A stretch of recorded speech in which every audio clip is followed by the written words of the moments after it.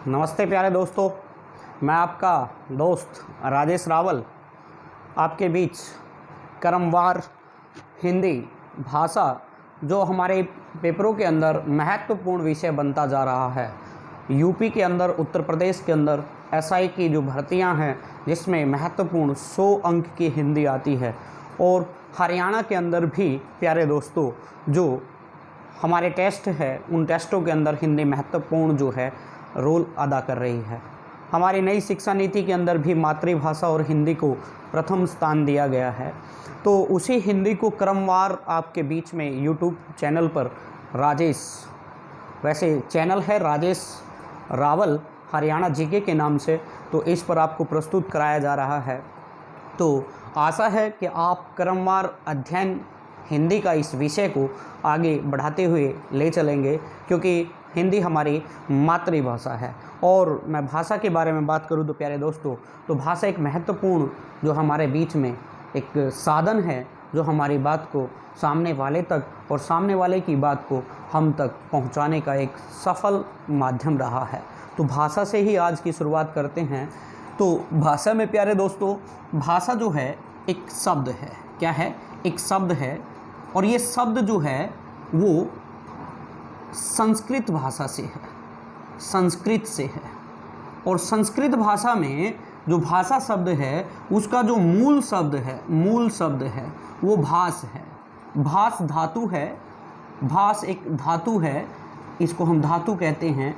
तो धातु क्रिया का मूल रूप पेपर में आता है, क्रिया का मूल रूप क्या कहलाता है? तो प्यारे दोस्तों, क्रिया का मूल रूप धातु कहलाता है, जिसको इंग्लिश में वर्ब कहा जाता है, रूट वर्ड कहा जाता है।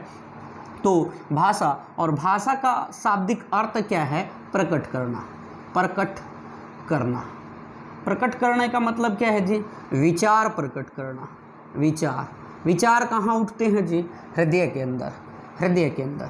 तो हृदय में उठने वाले या हृदय के विचारों को कोई ना कोई साधन चाहिए दूसरे वाले या अपने सामने वाले व्यक्ति तक पहुंचाने के लिए। जिस प्रकार मैं अपनी भाषा के विषय को किसी माध्यम के द्वारा, भाषा के द्वारा आप तक पहुंचा रहा हूं, वैसे ही जो भाषा है वो साधन से चलती है। किससे चलती है प्यारे दोस्तों? साधन से। साधन क्या है? भाषा एक साधन है, भाषा एक साधन है। अर्थात क्या हुआ? ऐसा साधन जिसके द्वारा हृदय के विचारों को सामने वाले तक पहुंचाया जाए और सामने वाले के हृदय के विचारों को समझा जाए।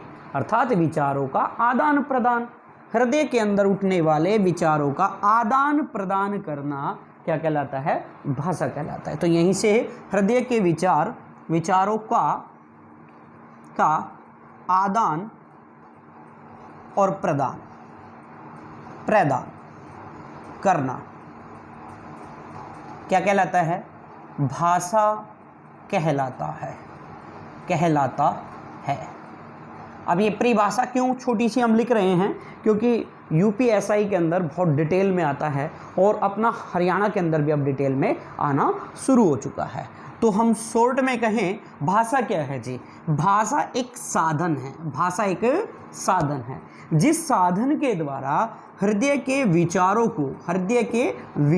को सामने वाले के सामने प्रकट किया जाता है और सामने वाले के विचारों को ग्रहण किया जाता है। इसे हम क्या कहते हैं? भाषा कहते हैं। भाषा मूल शब्द कहाँ से है? संस्कृत से है। संस्कृत भारतीय भाषाओं की क्या है? जननी है। तो पेपर में ये भी पूछा जाता है, भारतीय भाषाओं की जननी किसे कहा जाता है? तो भारतीय भाषाओं की जननी संस्कृत को कहा जाता है। और उसी संस्कृत का एक रूट वर्ड है, एक शब्द है, मूल शब्द है, भास धातु से निकला है। और उस भास धातु से निकल करके भाषा शब्द बना, जिसका अर्थ होता है विचारों का प्रकट करना, विचारों को प्रकट करना। राइट?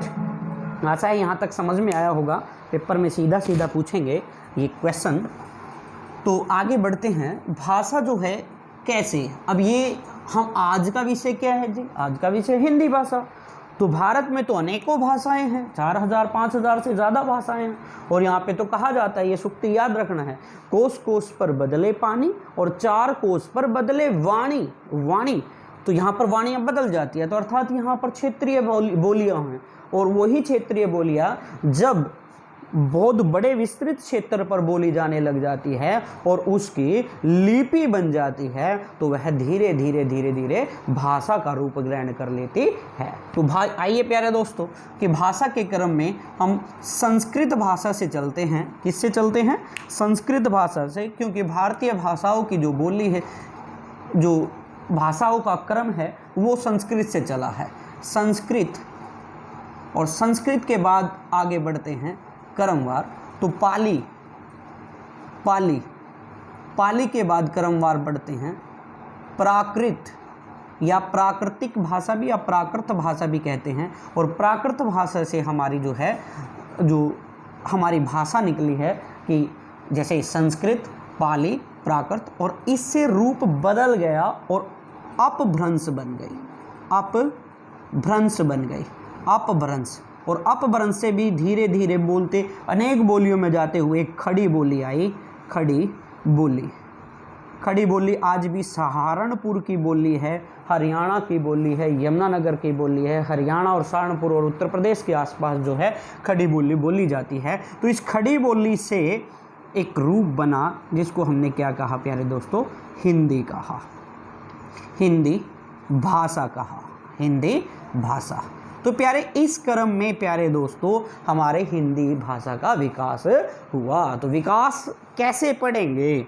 ठीक है, तो यहाँ का विषय ये भी हमारे पेपर में आएगा, तो ध्यान रखना है। अब बात आती है कि अनेक भाषाएं हैं जी, उन भाषाओं में भारतीय भाषाओं की जननी कौन सी है? जननी भाषा, तो वो है प्यारे दोस्तों संस्कृत। और उसके बाद पाली है, प्राकृत है, अपभ्रंश है और खड़ी बोली। सौर श्रेणी भी कह देते हैं, सौर श्रेणी, सौर्य श्रेणी भी कह देते हैं, और सौर श्रेणी भी सीधा लिख सकते हैं भाई, सौर श्रेणी। तो सौर श्रेणी से निकल करके अपभ्रंश रूप यहाँ आया है। और ये सूर्यवंशी से ही प्रतीक है, मथुरा से ही संबंध रखता है, तो धीरे से आपको समझना है। तो अपभ्रंश और खड़ी बोली और हिंदी भाषा आई। अब अनेक भाषाएं इस भारत में बोली जाती हैं, तो बोली जाती है, बोली जाती है। तो बोली जाती का मतलब ही क्या है भाई? यहाँ पर अनेक बोलियां हैं। क्या है?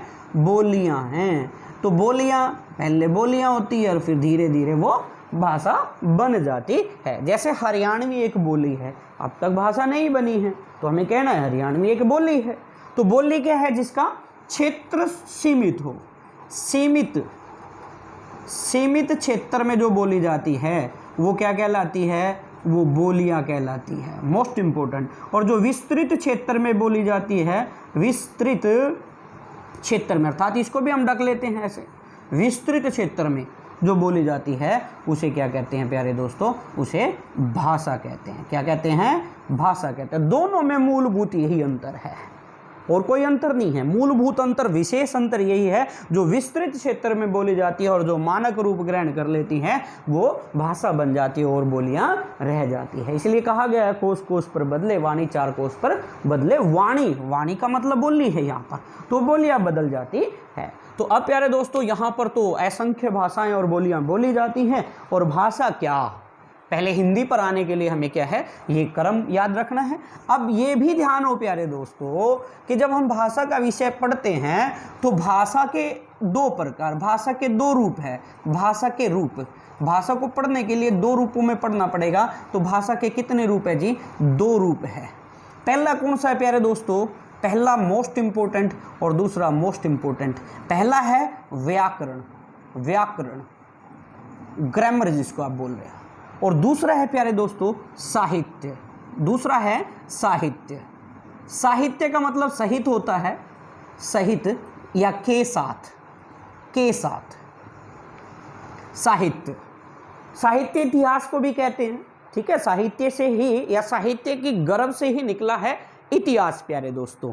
तो हमें पता हो कि साहित्य रचा जाता है, साहित्य लिखा जाता है और वो इतिहास बनता है। तो एक तरफ लिटरेचर है, एक तरफ उसका साहित्य, एक तरफ उसका इतिहास और एक तरफ उसका व्याकरण है। तो हमारे दो पार्टों में, दो रूपों में हमें भाषा को पढ़ना है। और हम किस भाषा को पढ़ रहे हैं? अब बात आता है इंग्लिश को पढ़ती है तो इंग्लिश का लिटरेचर और ग्रामर। अब हम पढ़ किसको रहे हैं? हम पढ़ रहे हैं प्यारे दोस्तों हिंदी भाषा को। किसको पढ़ रहे हैं? हिंदी भाषा को। तो हिंदी भाषा में एक तरफ व्याकरण और एक तरफ हमारा साहित्य। तो पहले हम किसको ले रहे हैं प्यारे दोस्तों?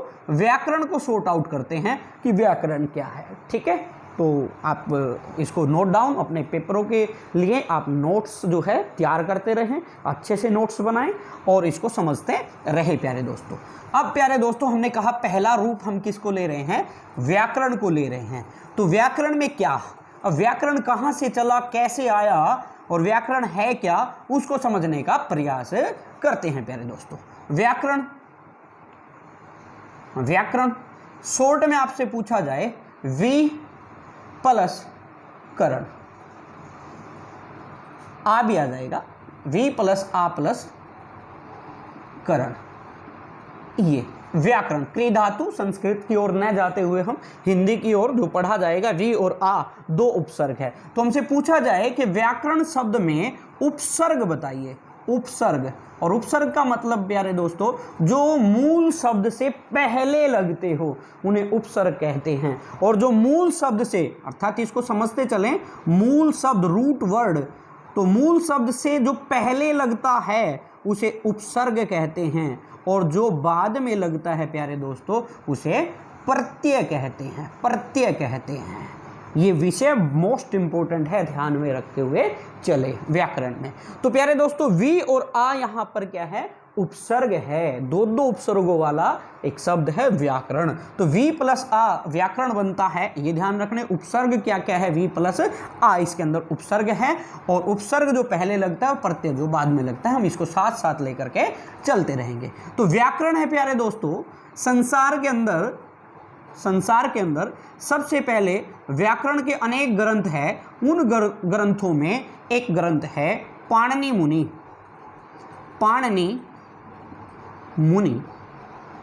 पाणिनि मुनि का संबंध किससे है प्यारे दोस्तों?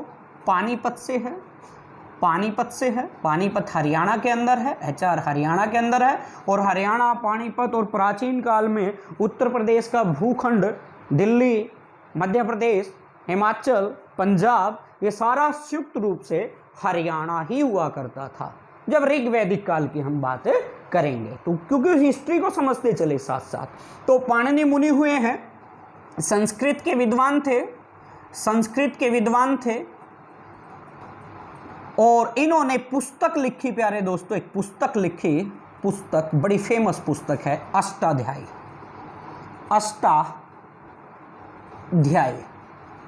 अब अष्टाध्यायी पुस्तक क्या है? यहीं से पता चल रहा है, अष्ट प्लस अध्याय, तो 8 अध्याय वाली। हम सीधा कहें प्यारे दोस्तों अष्ट अध्याय, 8 अध्याय वाली। अध्याय का मतलब लेसन, 8 पाठ वाले, 8 भागों वाले अष्टाध्यायी पुस्तक थी संस्कृत की पहली व्याकरण की पुस्तक जो प्रसिद्ध हुई। अब ये नहीं कहा मैंने कि संसार की पहली पुस्तक है, संसार की पहली प्रसिद्ध पुस्तक है अष्टाध्यायी, जो पाणिनि मुनि ने लिखी थी। और पाणिनि मुनि का संबंध पानीपत से है और पानीपत को भी महाभारत काल में क्या कहा जाता था? पानप्रस्थ कहा जाता था। पानप्रस्थ कहा जाता था। और पानप्रस्थ जो आज भी पानीपत, हम तो बोलते ही पानीपत है भाई, पानीपत नहीं बोलते हम, पानीपत बोलते हैं। पानी चक्रपाणी, हाँ। तो पाणिनि मुनि ने लिखी, तो पानी से पानीपत बना है, ये पानीपत है, वो पानीपत है। तो पानीपत हम बोलते हैं, वो क्षेत्रीय बोली की वजह से बोलते हैं, तो वो भी ध्यान रहे। संस्कृत के विद्वान ने एक पुस्तक लिखी अष्टाध्यायी। अष्टाध्यायी में 8 अध्याय है और अष्टाध्यायी पुस्तक जो है वो किसकी है प्यारे दोस्तों? व्याकरण की है। किसकी है? व्याकरण की पहली प्रसिद्ध पुस्तक कौन सी है? अष्टाध्यायी है। ये विषय हमें ध्यान में रहे प्यारे दोस्तों। अब अष्टाध्यायी महत्वपूर्ण पुस्तक है। इस अष्टाध्यायी पुस्तक पे क्या है, एक इतनी व्याकरण जो है इतनी मस्त है कि, और मैं कठिन कहूँ क्योंकि आपके सामने ये महत्वपूर्ण विषय है कि कठिन क्यों? क्योंकि संस्कृत भाषा एक विषय है, ध्यान रखना। ये संस्कृत भाषा जो है वो कभी नहीं बदली तो वो कर्म मैंने आपके सामने बताया। संस्कृत के भी 2 रूप है। यहाँ संस्कृत के 2 रूप नोट्स बनाते रहे आप अपने। 2 रूप, एक लौकिक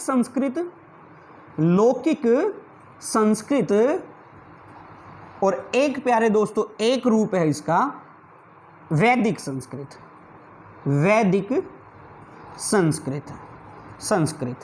अब हमसे पूछे कि आपने अभी कहा जी संस्कृत से कौन सी बनी, पाली बनी, प्राकृत बनी, अपभ्रंश बनी, अवठी भी बीच में आ जाती है और आगे जाकर के खड़ी बोली बनी। तो प्यारे दोस्तों जो बदलने वाला रूप है संस्कृत भाषा का, जो बदलने वाला रूप है वो लौकिक संस्कृत है। संस्कृत से लौकिक, लोक व्यवहार की भाषा, और फिर वैदिक भाषा जो वेद की भाषा, जो ज्ञान की भाषा। वैदिक का शाब्दिक अर्थ यहां समझते चले, लौकिक का मतलब है लोग, लोग जी, लोग या लोग कहें हम, संसार।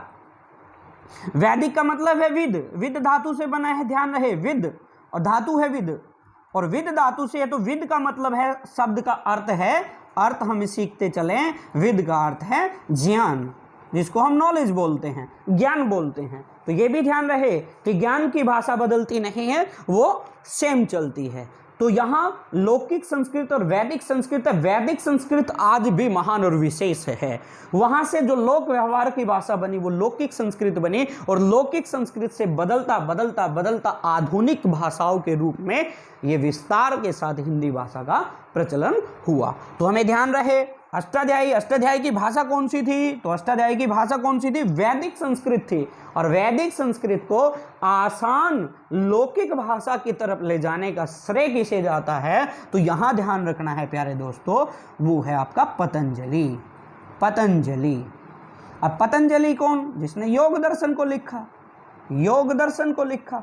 षड दर्शनम, हमारे भारत में कितने दर्शन है प्यारे दोस्तों, 6 दर्शन हैं। 6 दर्शन में से हमारा जो योग दर्शन है, जो 21 जून को योग दिवस मनाते हैं, और रामदेव जी, जो बाबा रामदेव जी हैं जिन्होंने पतंजलि की स्थापना 2006 में की, महत्वपूर्ण प्रश्न है। तो योग दर्शन के आचार्य हैं महर्षि पतंजलि। महर्षि पतंजलि, क्योंकि ऋषि नहीं, महर्षि हैं सभी। तो महर्षि पतंजलि, और इसी महर्षि पतंजलि ने एक पुस्तक लिखी अष्टाध्यायी के ऊपर, महाभाष्य। महाभाष्य। अब महाभाष्य पुस्तक किस पर लिखी गई पुस्तक है प्यारे दोस्तों, तो हमें ध्यान हो, महाभाष्य पुस्तक अष्टाध्यायी पर लिखी गई है। अष्टाध्यायी का महाभाष्य सरलीकृत रूप किसने दिया दोस्तों, महर्षि पतंजलि ने। पुस्तक किसने लिखी, व्याकरण की पहली अष्टाध्यायी पाणिनि मुनि ने। तो पाणिनि मुनि ने एक पुस्तक लिखी अष्टाध्यायी, जो व्याकरण की सुप्रसिद्ध किताब बनी, लेकिन वो किस भाषा में थी, वैदिक संस्कृत में थी। और उस वैदिक संस्कृत से उसे लौकिक संस्कृत या लोक व्यवहार की भाषा में लेकर के आने का श्रेय महर्षि पतंजलि को है। और महर्षि पतंजलि ने अष्टाध्यायी के ऊपर एक भाष्य लिखा, जिसको महाभाष्य पुस्तक कहा जाता है, वो हमारी पतंजलि ने लिखा। योग दर्शन पुस्तक भी लिखी है, ये भी ध्यान रखना है। तो इस प्रकार रूप जो है अष्टाध्यायी का व्याकरण का यहाँ तक आया प्यारे दोस्तों। अब व्याकरण जो है, ग्रामर जो है, आगे बढ़ती बढ़ती बढ़ती बढ़ती आधुनिक रूप जो ग्रहण करेगी उसकी तरफ लौटते हैं। बहुत सारे व्याकरण विद्वान हुए हैं, हिंदी की तरफ विषय को लौटते आते हैं, और ये सारा हिंदी का ही महत्वपूर्ण टॉपिक है, जीके की नज़र से भी मोस्ट इंपॉर्टेंट है। अब प्यारे दोस्तों ये व्याकरण जो है सरलीकृत रूप में आ गई, और अब 2 रूप हमारे सामने है भाषा के, एक साहित्य और एक व्याकरण। अब हम व्याकरण की तरफ लौटते हैं, साहित्य की तरफ भी चलेंगे अगली साइड के वीडियो में।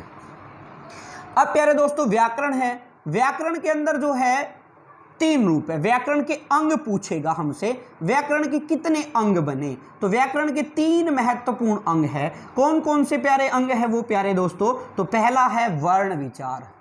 वर्ण विचार, वर्ण के ऊपर विचार देना, वर्ण के ऊपर डिस्कस करना वर्ण विचार कहलाता है। अर्थात वर्णों का यहाँ पर मैनेजमेंट सीखेंगे तो वर्ण विचार कहलाएगा।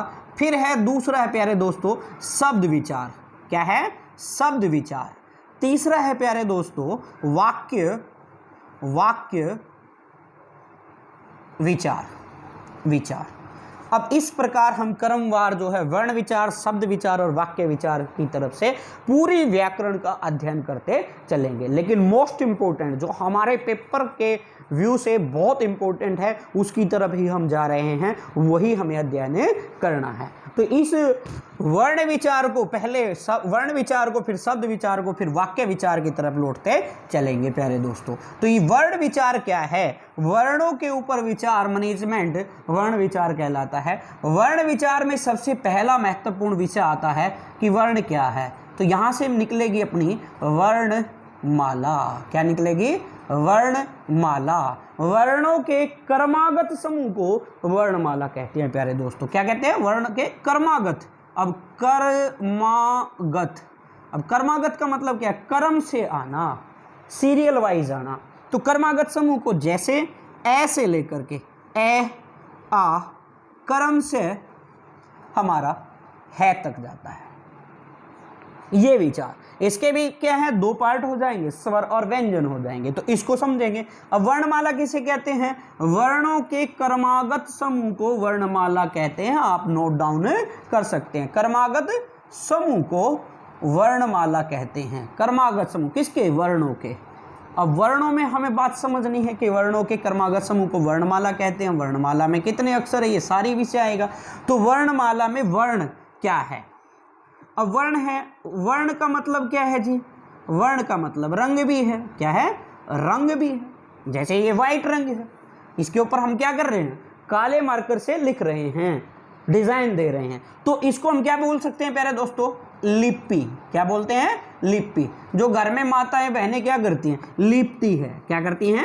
लिपती है। जो पेंटर क्या करता है? पेंट करता है, उसे क्या बोलते हैं? लिपि। तो अर्थात लिपि किसे कहा जाता है? ये भी पेपर में आ चुका है। तो लिखने के ढंग को, लिखने के ढंग को, ढंग को क्या कहते हैं प्यारे दोस्तों? लिपि कहते हैं। लिखने के ढंग को, ठीक है, मोस्ट इंपोर्टेंट है। लिपि लिखने के ढंग को बोलते हैं, बोलने के ढंग को नहीं बोलते। तो ये किसका प्रतीक है? ये भाषा के लिखित रूप को प्रकट करता है। यह भाषा के लिखित रूप को प्रकट करता है। ये मोस्ट इंपोर्टेंट बात है। वो पूछेगा लिपि किसकी ओर इशारा करता है, लिपि किसका प्रतीक है? तो लिपि का मतलब ही प्रतीक होता है। और वो किसका प्रतीक है? भाषा के लिखित रूप का प्रतीक है। लिखित का, मौखिक का नहीं है प्यारे दोस्तों। तो भाषा के लिखित रूप को क्या कहते हैं भाई? वो कहेगा हमसे, तो उसे क्या कहते हैं? वर्ण कहते हैं। ठीक है, तो यहां से ध्यान रहे कि जो भाषा है वो दो रूपों में आगे चलेगी। जो भाषा है वो दो रूपों में चलेगी कि भाषा के प्रकार कितने हैं? प्रकार, हिंदी भाषा के प्रकार कितनी है? व्याकरण की दृष्टि से ही बात है। व्याकरण की दृष्टि से दो हैं जी। कितने हैं? दो। कौन कौन से जी? एक लिखित और एक मौखिक। तो मौखिक और लिखित, इनसे भी प्राचीन कौन सा है जी? प्राचीन सांकेतिक जिसे कहा जाता है, सांकेतिक भाषा का रूप। तो प्यारे दोस्तों तीन रूप है महत्वपूर्ण, लेकिन हमने कितने डिस्कस किए? दो, पहला और दूसरा। तीसरा क्यों डिस्कस नहीं कर रहे हैं, या मतलब क्यों नहीं समझने का प्रयास कर रहे हैं, या हिंदी के अंदर जो मानक रूप है वहां पर क्यों नहीं आता? क्योंकि सांकेतिक जो है दिखाई नहीं देता। इस सांकेतिक का मतलब है संकेत करना, इशारे करना। जैसे हम ऐसे आवाज करते हैं, दरवाजा खटखटाते हैं, पक्षी हिनहिनाते हैं, कुत्ते भौंकते हैं, ठीक है, शेर दहाड़ता है, ये सारे क्या है? सांकेतिक है। जैसे हम ट्रैफिक पुलिस में लगते हैं तो ट्रैफिक में सबसे पहले क्या सिखाया जाता है? संकेत सिखाए जाते हैं। हर चीज़ के संकेत हैं। तो संकेत है, पहले भाषा का रूप ही संकेतिक हुआ करता था। फिर जब ये लिखित रूप प्रचलन में आया, ये लेखन जो ये लिखित सामने आया हमारा, तो सबसे पहले सांकेतिक था, फिर मौखिक था, और मौखिक के बाद जैसे ही हमने लिपि का आविष्कार कर लिया। किसका प्यारे दोस्तों? लिपि का आविष्कार कर लिया। तो लिपि का आविष्कार होने पर क्या आ गया हमारे सामने? लिखित रूप आ गया। इसलिए हमने कहा आपको कि लिपि क्या है? लिखित रूप को प्रकट करता है लिपि, लिखने के ढंग को। तो पहले क्या था? सांकेतिक था, संकेत क्या करते थे? इशारे। फिर क्या आया? मौखिक, बोला भी जाता था। आज बोला जाता है लिखतम के आगे बक्तम की नहीं चलती। और प्राचीन काल में हिस्ट्री में जाएंगे, वहां किसकी चलती थी? वचन की, कि प्राण जाए पर वचन न जाए। तो पहले जुबान दे दी, हम बोलते भी थे जा जुबान दे दी। तो जुबान देना मौखिक रूप। तो मौखिक रूप पहले संकेत, फिर मौखिक, फिर लिखित। और लिखित लिपि से आया। जब लिखना लोगों को आ गया तो उसको लिपि को लिखना, क्रमबद्ध तरीके से लिखना आ गया, तो इस लिखित रूप चला। तो हाँ, महत्वपूर्ण रूप से आपसे पूछे तो पहला मौखिक है, फिर लिखित है। और विस्तृत चर्चा करते हुए पूछता है तो सांकेतिक, मौखिक और लिपि क्रमवार से। तो भाषा के रूप है प्यारे दोस्तों। तो इस भाषा के अंग और भाषा के रूपों में हमें आगे बढ़ना है। अब हमारे पास वर्ण कैसे आया? ये वर्ण तक आगे हम बढ़ते बढ़ते लिपि से वर्ण की तरफ गए। वर्ण का मतलब छापना होता है, लीपना होता है, रंगना होता है। तो यहां से पहले क्या आया जी, इस वर्णमाला के अंदर क्या था, अक्षर। क्या था, अक्षर। भाई मोस्ट इंपोर्टेंट आपसे पूछेगा, और अक्षर में भी वो तोड़ करके पूछ रहा है ए प्लस अक्षर। इस शब्द का अर्थ है, अक्षर का मतलब होता है नष्ट होना, नष्ट होना, नष्ट होना। अब इससे पहले उपसर्ग क्या लगा हुआ, ए किसका प्रतीक है, नहीं का, नकारात्मक का। तो जो कभी नष्ट न हो उसे अक्षर कहते हैं। अक्षर किसे कहते हैं प्यारे दोस्तों, जो कभी नष्ट न हो उसे अक्षर कहते हैं। तो अक्षर किसका पर्यायवाची हो गया, भगवान का, भगवान का पर्यायवाची हो गया प्यारे दोस्तों। और अक्षरधाम मंदिर भी है, अक्षरधाम मंदिर, और अक्षरधाम मंदिर दिल्ली के अंदर भी है और मुंबई के अंदर भी है प्यारे दोस्तों। तो अक्षर किसका पर्यायवाची है, भगवान का, जो कभी नष्ट न हो। तो हमारा सबसे पहले वर्ण से भी पहले क्या आया, अक्षर आया, जो नष्ट ना हो। अब उसी अक्षर को हम बोलते थे, संकेत करते थे, लिख नहीं पाते थे। जब लिखित भाषा का प्रचलन हुआ तो इसी अक्षर को हमने क्या रूप दे दिया, वर्ण दे दिया। तो अक्षर के बाद क्या है, वर्ण। तो वर्ण अक्षर ये भी विषय समझते चले। आगे बढ़ते हैं प्यारे दोस्तों, आशा है समझ आ रहा होगा, और विस्तृत व्याख्या के साथ पढ़ते चलेंगे और आप नोट्स बनाते चले भाई। तो इसको मैं क्या कह दूं, अक्षर भी कह सकता हूं, इसको और क्या कह दूं, इकाई भी कह सकता हूं, इकाई भी कह सकता हूं भाई, अक्षर भी कह सकता हूं, वर्ण भी कह सकता हूं। अब वर्ण से हमें आगे बढ़ना है, आगे बढ़ना है वर्णमाला की तरफ। वर्ण के कितने रूप भाई, वर्ण के कितने भेद हैं, तो वर्ण भेद पूछता है वो हमसे। वर्ण के कितने भेद है प्यारे दोस्तों, दो, महत्वपूर्ण दो है, वैसे तीन भी है। व्याकरण की दृष्टि से दो सामने आ रहे हैं। कौन कौन से सामने आ रहे हैं, बात करते हैं। ह्रस्व, ह्रस्व और दीर्घ। क्या ठीक है, वर्ण के दो पार्ट, नहीं जी, ये दो स्वर के भेद हैं, हर्ष और दीर्घ। तो फिर क्या है, तो हम बात करते हैं। तो यहां से हमें क्या कहना है, याद रखना है आपने भी इस प्रकार, त्रुटि ना हो। एक जी स्वर और एक व्यंजन, एक व्यंजन। स्वर कौन सा जी, जो स्वतंत्र हो, जो स्वतंत्र हो, जिसका तंत्र स्वयं से चलता हो उसे स्वतंत्र कहते हैं। जो सांस के आधार पर चलता हो उसे स्वतंत्र कहते हैं। और जो स्वर पर आधारित हो, जो स्वर आधारित हो उसे क्या कहते हैं जी, उसे व्यंजन कहते हैं। जो स्वरों पर आधारित उसे व्यंजन कहते हैं, क्योंकि स्वर क्या है, स्वतंत्र है।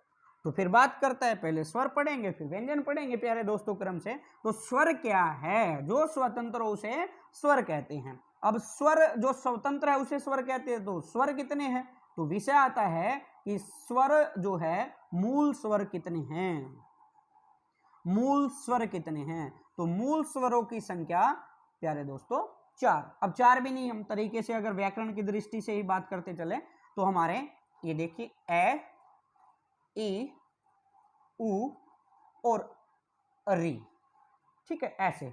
अगर संस्कृत की दृष्टि से बात करें तो हम कहेंगे 5। क्या कहेंगे, 5। और हिंदी व्याकरण की दृष्टि से बात करेंगे तो 4। तो हमें कितने रखने हैं, 4 ही रखने हैं प्यारे दोस्तों। 4 जो हमारे हैं मूल स्वर है। तो कौन कौन सा, ए, ई, उ और री। अब ये देखिए मूल स्वर 4 कह रहे हैं, स्वरों की संख्या तो 11 होती है। तो हम आते हैं 11 की तरफ प्यारे दोस्तों। ए, ई, उ, री ये मूल स्वर है। इन्हीं को मूल स्वर भी कहते हैं और इन्हीं को हर्ष स्वर भी कहते हैं, हर्ष स्वर भी कहते हैं। तो ये भी हमें ध्यान रखना है, मूल स्वर ही हर्ष स्वर होते हैं, मूल स्वर भी कह सकते हैं, हर्ष भी। तो यहां से 4 होते हैं। तो फिर दीर्घ, तो यहां से हमें पता चलेगा कि स्वर के भेद कितने हैं, इस स्वर के भेद कितने हैं। अब हम स्वर के भेद कह रहे हैं, स्वर के भेद कितने हैं, तो स्वर के भेद है प्यारे दोस्तों 2। कितने हैं, भेद 2। कौन कौन से स्वर के भेद है प्यारे दोस्तों, अब उसकी तरफ आते हैं, लौट आते हैं। स्वर के 2 भेद हैं जी, कौन कौन से स्वर के भेद हैं उसकी तरफ आते हैं। स्वर के 2 भेद हैं जी, एक ह्रस्व और एक दीर्घ। स्वर भेद, अब वो पूछेगा, बहुत डीपली पूछेगा, स्वर भेद हैं किसके आधार पर स्वर के भेद हैं। तो प्यारे दोस्तों ध्यान रहे, मात्रा के आधार पर, मात्रा के आधार पर, आधार पर, बेस क्या है, मात्रा है, बेस क्या है, मात्रा है, किसके भेद है, स्वर भेद है। मात्रा के आधार पर स्वर के कितने भेद है प्यारे दोस्तों, तो वो ध्यान रखना है, ह्रस्व, ह्रस्व स्वर, फिर क्या आता है, दीर्घ स्वर, और फिर क्या आता है, प्लुत स्वर। अब प्लुत भी है, अब प्लुत किसकी तरफ इशारा कर रहा है, संस्कृत की तरफ, संस्कृत। अब आप कहोगे बार बार संस्कृत हिंदी, संस्कृत हिंदी, क्योंकि संस्कृत से ही प्रस्कृत होकर के, या संस्कृत से ही धीरे धीरे धीरे धीरे धीरे धीरे हिंदी भाषा बनी है। हिंदी की और संस्कृत की व्याकरण अधिकतर सेम है, 90% सेम है। तो हमें ध्यान रहे, संस्कृत में तो प्लुत भी था जी, लेकिन हिंदी में आते आते प्लुत जो है साइड में संगीत का विषय बन गया, और धीरे धीरे व्याकरण के दो ही रूप जो हमारे सामने आए, एक ह्रस्व और एक दीर्घ। हम तीनों की बात करते हैं, आपको दो ही ध्यान रखने हैं, संस्कृत की दृष्टि से तीनों ध्यान रखने हैं। ह्रस्व में कितने बताए हैं भाई, 4, ए, ई, उ और री, और दीर्घ में कितने बताए, 7, 7 और 4 प्लस कर देंगे तो कितने हो जाएंगे, 11। स्वर कितने हैं, 11। तो यहां देखेंगे आ, ए से क्या बना, आ, ई से क्या बना, बड़ी ई, जिसको हम दीर्घ ई बोलते हैं, और ऊ से क्या बना, बड़ा ऊ, बड़ा बोल देते हैं या दीर्घ ऊ बोल देते हैं। बड़ा, दीर्घ का मतलब ही बड़ा होता है, वो भी बात करेंगे। तो री, री से बड़ी री भी बनती है, लेकिन यहाँ हिंदी के अंदर नहीं काउंट होती, संस्कृत में काउंट होती है, ठीक है। तो ध्यान रहे 3, उसके बाद ए, ऐ, ओ और औ। इस प्रकार हमारे ये जो है 7 रूप है। 7 जो स्वर हैं वो दीर्घ हैं, और 4 जो हैं वो ह्रस्व है। इस प्रकार हमारे 11 जो हैं स्वर के रूप हैं। अब इनमें से भी ध्यान रहे प्यारे दोस्तों, वो पूछ लेगा इनमें से भी कि संयुक्त स्वर कौन कौन से हैं। दीर्घ अलग चीज होती है, ध्यान रखना, दीर्घ, ए का आ बनना ये अलग है, दीर्घ होना है, लेकिन दो अक्षर मिलकर के जब नया रूप बनाते हैं तो संयुक्त अक्षरों में काउंट होते हैं। तो हमारा ए, आई, ओ, औ जो है हमारा किस प्रकार है, ये संयुक्त स्वर है। यहां लिख देते हैं संयुक्त स्वर। संयुक्त स्वर की संख्या भी क्या है, 4 बताई है। ए किस प्रकार बना भाई, ए और ई, ये रूप बन करके क्या है, ये बना है, ए जमा ई, आप कर सकते हैं काउंट करके, आई और हर्ष आई और दीर्घ आई, ठीक है, ऐसे रूप बनेगा। ओ, ए जमा उ, जोड़ करके देखो दोनों को, औ रूप बन जाता है, औ। इस प्रकार हम इन दोनों को कह सकते हैं। वो मोस्ट इंपोर्टेंट देगा, अगर ऐसे तरीके से दे वहां 4 ऑप्शन में ना, तो 2 भी हो सकता है, क्योंकि वो 2 को इनको मान ले, आई को और औ को मान ले, ठीक है। तो यहां से ध्यान रखना है, संयुक्त स्वर जो है संख्या 4 है। संयुक्त व्यंजन नहीं कहा मैंने, संयुक्त स्वर कह रहा हूं, ये ध्यान रखना है। तो इस प्रकार प्यारे दोस्तों हम आगे बढ़ते हैं, विषय को आगे ले जाते हैं। अब बात कर रहे हैं हम प्लुत की। किसकी बात कर रहे हैं, प्लुत की। और प्लुत क्या है, जब इसकी मात्रा जो है बढ़ जाती है तो वो प्लुत बन जाता है संस्कृत के अंदर, प्लुत। एक अक्षर है आपका, एक शब्द भी है और अक्षर भी है, ओम। ओम, ये ध्यान है, ये शिरोरेखा बोलते हैं, पेपर में आती है शिरोरेखा। तो शिरोरेखा इस पर न गुजरे, क्योंकि आप जानते हो हिंदी के अंदर जो गिनती है प्यारे दोस्तों, 1 2 3, तो ये कौन है, 3 है, संख्या है, संख्या 3। तो ओ की पावर कितनी है, ओ की पावर, जैसे हमने कहा ह्रस्व, दीर्घ और प्लुत। प्लुत की पावर कितनी है, बहुवचन है, एक वचन, द्विवचन और बहुवचन, क्योंकि संस्कृत में बहुवचन वचन 3 होते हैं और हिंदी के अंदर वचन जो है 2 होते हैं, एक वचन और बहुवचन। तो यहां से ध्यान रखना है, ह्रस्व कम से कम समय लगता है, दीर्घ ह्रस्व से दुगना समय लगता है, और प्लुत ह्रस्व से 3 गुना या बहुवचन समय लगता है। जितना श्वास है उतना समय लगा सकते हो उसकी आवाज को प्रस्तुत करने के लिए। तो ओ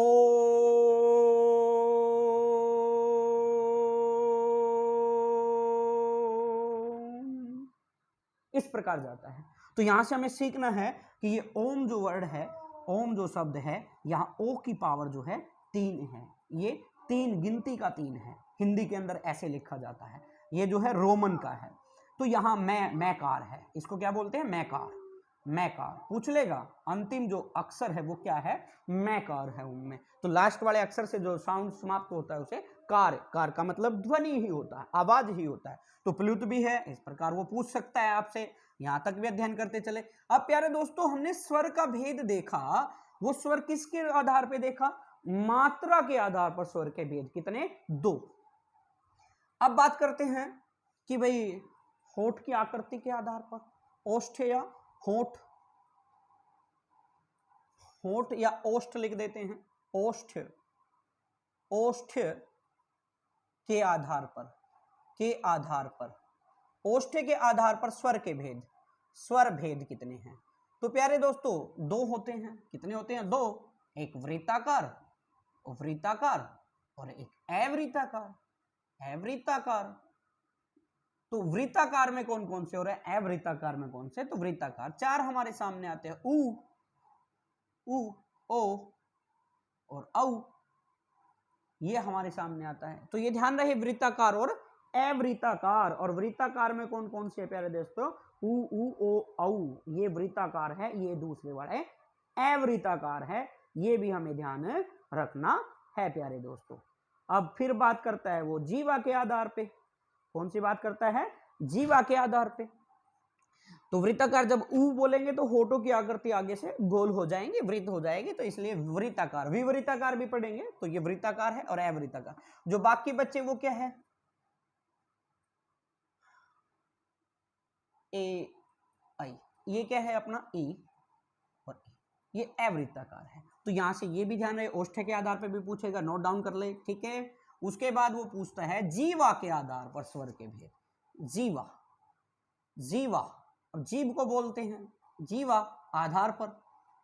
अब जीवा आधार पर जब हम बोलते हैं स्वर के भेद, तो वो मोस्ट इंपोर्टेंट है भेद, 3 प्रकार के होते हैं प्यारे दोस्तों। कितने प्रकार के, 3 प्रकार के होते हैं प्यारे दोस्तों।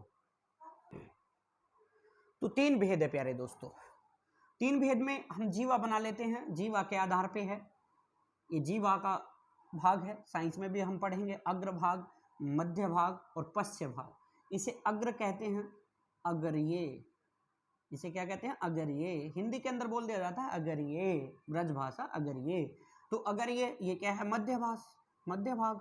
और ये क्या है, पश्च, पश्च, पश्चिम दिशा से भी आप ध्यान दे सकते हैं, पश्च, पश्चिम, पीछे वाला भाग, पूर्व, आगे वाला भाग।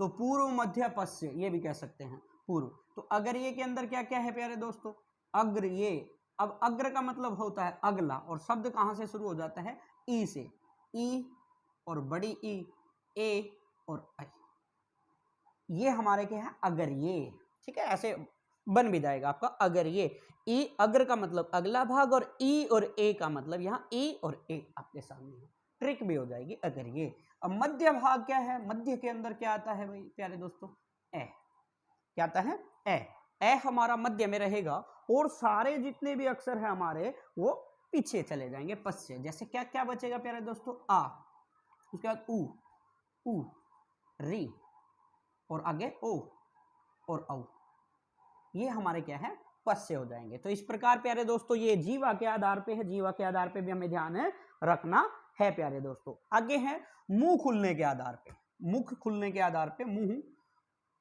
मुंह खुलने के आधार पे, आधार पर स्वर के भेद है। अब हमें यहां देखना है ध्यान, यहां पर 4 पार्ट बन जाएंगे। एक होता है समवृत्त, समवृत्त का मतलब होता है प्यारे दोस्तों बिल्कुल समान दृष्टि से बनने वाला वृत्त, ठीक है, ये बनता है। दूसरा भाग, इसी का दूसरा भाग पार्ट बन जाएगा, ये एक पार्ट और ये सेकंड पार्ट, ठीक है, क्योंकि एक होता है समवृत्त, एक होता है विवृत्त, लेकिन समवृत्त, अर्ध समवृत्त, अर्ध समवृत्त।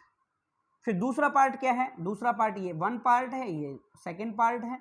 तो दूसरा है विवृत्त, विवृत्त, और एक हो जाएगा इसी का दूसरा भाग क्या हो जाएगा प्यारे दोस्तों, सेकंड पार्ट इसका अर्ध, अर्ध विवृत्त, विवृत्त।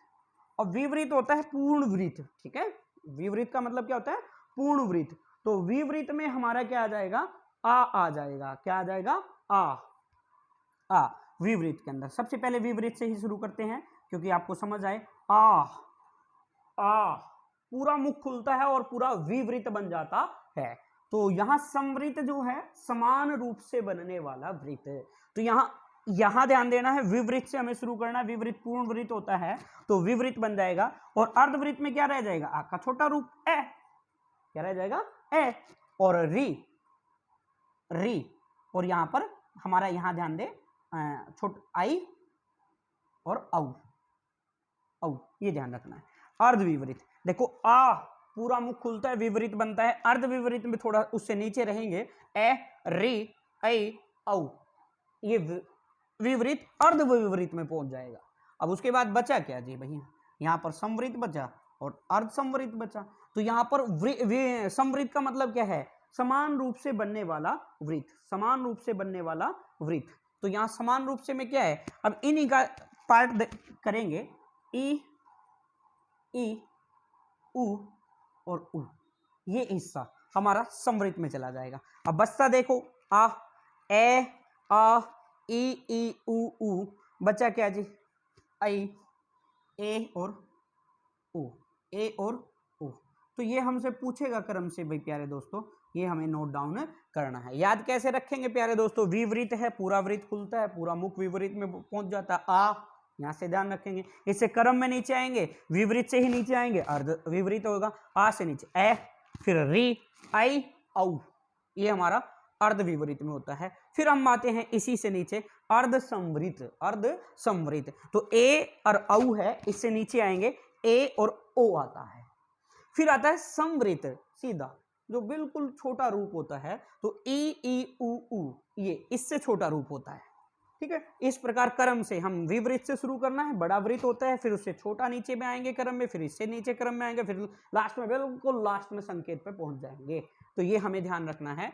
तो ये भी हमसे पूछेगा। इस प्रकार हमारे स्वर के भेद है, जीवा के आधार पे है, मुख के आधार पे है, ओष्ठ की आकृति के आधार पे है और मात्रा के आधार पे है। इस प्रकार हमारा स्वर है। यहां से लास्ट बात आज की स्वर की हम बात करते हैं, व्यंजन की कल करेंगे।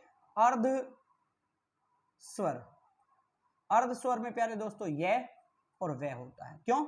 ई और ए मिलकर के य बनाते हैं और यहां पर उ और ए ये मिलकर के उ व बनाते हैं। इस प्रकार ये य और व हमारा अर्ध स्वर है। और स्वर को क्या कहते हैं प्यारे दोस्तों?